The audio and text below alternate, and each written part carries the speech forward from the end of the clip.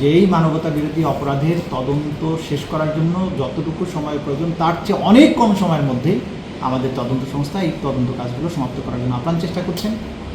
আমরা যেটা বলেছিলাম যে মার্চ মাসে কিছু রিপোর্ট হয়ে যাবে, অলরেডি আমাদের হাতে অন্তত একটা তদন্ত রিপোর্ট চিফ প্রসিকিউটরের কাছে এসে হাজির হয়েছে। সেটার যাচাই বাছাই তারা করছেন, ফাইনাল টাচ তারা দেওয়ার চেষ্টা করছেন। দেওয়ার পরেই আমরা এটাকে অ্যাকসেপ্ট করব, তারপরে সেটার উপরে ভিত্তি করে ফর্মাল চার্জ দাখিল হবে। এর বাইরে আমরা যেটা বলেছিলাম যে আরও কয়েকটি মামলা, আরও 3-4টি মামলার তদন্ত একদম চূড়ান্ত পর্যায়ে, শেষ পর্যায়ে যাচাই বাছাইয়ের কাজটা চলছে। আমরা আশা করছি ঈদের পরপরই আরও 3-4টা মামলার তদন্ত রিপোর্টও আমরা হাতে পেয়ে যাব, অর্থাৎ চিফ প্রসিকিউটর অফিস হাতে পেয়ে যাবে।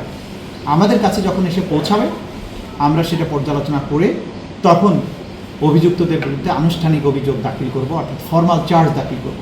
আশুলিয়ায় যে 6 জনকে গুলি করে হত্যার পরে তাদের লাশকে প্রথমে ভ্যানে তুলে, রিক্সা ভ্যানে, তারপরে ভ্যানের থেকে চ্যাংদোলা করে আবার পুলিশের ভ্যানে তুলে আশুলিয়া পুলিশ স্টেশনের পাশের একটা জায়গায় যে পেট্রোল দিয়ে আগুন দিয়ে পুড়িয়ে দেওয়া হয়েছিল, যে ইতিহাসের নির্মমতম ঘটনা, সেটির তদন্ত রিপোর্টটা সমাপ্ত হয়েছে। সেটি ড্রাফট বলা যাবে বা চূড়ান্ত রিপোর্ট যাই বলেন, সেটা আমাদের হাতে এসে পৌঁছেছে।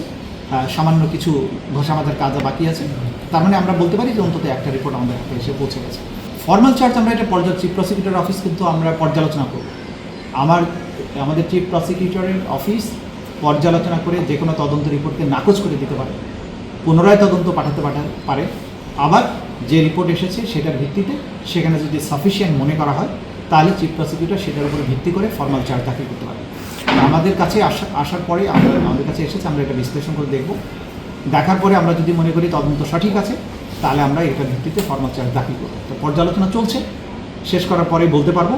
তবে আপনাদেরকে যেটা আশ্বস্ত করতে পারি যে তদন্ত অন্তত 4টা মামলার তদন্ত ম্যাচিউর, একটা অলরেডি দেওয়া হয়েছে। সুতরাং বিচার প্রক্রিয়াটা শুরু হওয়াটা এখন জাস্ট একটা সময়ের ব্যাপার। আমরা আশা করছি এই 4টা বা 5টা মামলার মধ্যে শেখ হাসিনার বিরুদ্ধে একটা তদন্ত রিপোর্ট থাকবে। সেটারও চূড়ান্ত পর্যায়ের ঘষা মাজার কাজ চলছে। ঈদের পর আমরা আশা করছি যে হয়তো সেই মামলাটারও তদন্ত রিপোর্ট আমাদের কাছে চলে আসবে। আমাদের তদন্ত সংস্থা দিনরাত কাজ করছেন।